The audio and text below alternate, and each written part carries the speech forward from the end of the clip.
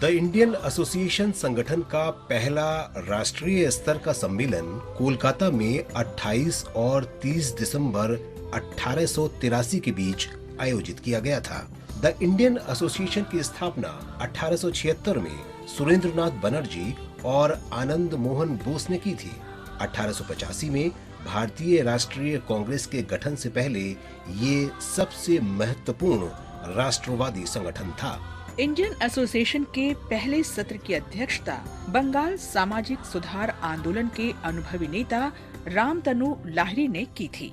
सत्र के दौरान जिन मुद्दों पर चर्चा हुई उनमें स्वशासन, शिक्षा, न्यायपालिका को कार्यकारी कार्यों से अलग करना और सार्वजनिक सेवा में भारतीयों को अधिक रोजगार देना शामिल था। इंडियन एसोसिएशन का उद्देश्य लोगों की राजनीतिक, बौद्धिक और भौतिक उन्नति को बढ़ावा देना था। इसने सामान्य राजनीतिक हितों और आकांक्षाओं के आधार पर भारत के लोगों की एकता और सांप्रदायिक सद्भाव को बढ़ावा देने और उस समय के महान जन आंदोलन में जनता को शामिल करने की हिमायत की। दिसंबर 1886 में इंडियन एसोसिएशन ने कांग्रेस के साथ विलय का फैसला किया। 28 दिसंबर 1885 को भारतीय राष्ट्रीय कांग्रेस का पहला अधिवेशन बम्बई में 72 प्रतिनिधियों के साथ आयोजित किया गया था।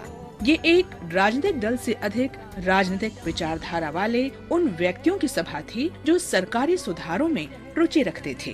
पहले 20 वर्षों में कांग्रेस ने साम्राज्य के भीतर अधिक से अधिक राजनीतिक स्वायत्तता की मांग की। हालांकि 1905 के बंगाल विभाजन के बाद इसने पर्याप्त राजनीतिक सुधार और अंततः ब्रिटिश साम्राज्य से पूर्ण स्वतंत्रता की मांग उठाई। कांग्रेस के संस्थापक सदस्यों में ए.ओ. ह्यूम, बदरुद्दीन तैयब जी, उमेश चंद्र बनर्जी, सुरेंद्रनाथ बनर्जी, फिरोज शाह मेहता, दादा भाई नौरोजी, भाई मनमोहन तथा लाल मोहन घोष शामिल थे। 1920 के दशक में महात्मा गांधी के प्रभाव से कांग्रेस पश्चिमी शिक्षा प्राप्त अभिजात्य वर्ग के प्रभुत्व वाली एक सभा से एक जन संगठन में बदल गई, जिसने स्वाधीनता के लिए भारतीय जनता के विभिन्न वर्गों से एकजुट होकर लड़ने की अपील की। आज हम प्रख्यात हिंदी कवि सुमित्रा नंदन पंत को भी याद कर रहे हैं, जिनका 28 दिसंबर 1977 को निधन हुआ था।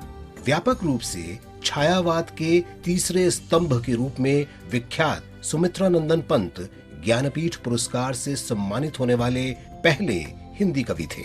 वे प्रकृति के कवि थे।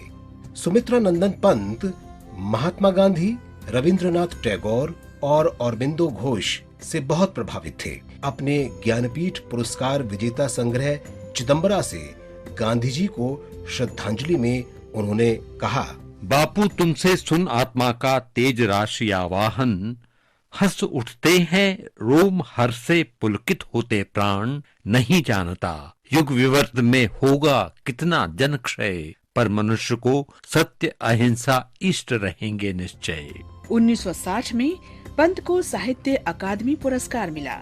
भारत सरकार ने उन्हें 1961 में पद्म भूषण से सम्मानित किया।